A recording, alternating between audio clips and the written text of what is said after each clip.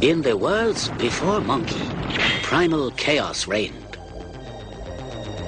Heaven sought order, but the phoenix can fly only when its feathers are grown. The four worlds formed again and yet again, as endless eons wheeled and passed.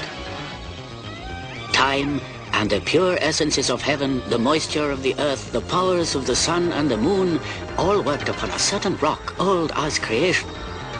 And it became magically fertile. That first egg was named Thought. Tathagata Buddha, the father Buddha, said, "With our thoughts, we make the world." Elemental forces caused the egg to hatch.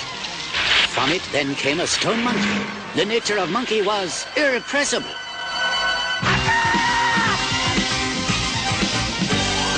Born from an egg on a mountain top, the funkiest monkey that ever popped.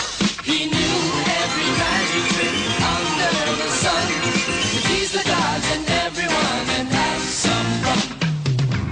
Monkey magic, monkey magic, monkey magic, monkey magic, monkey magic, monkey magic, monkey magic.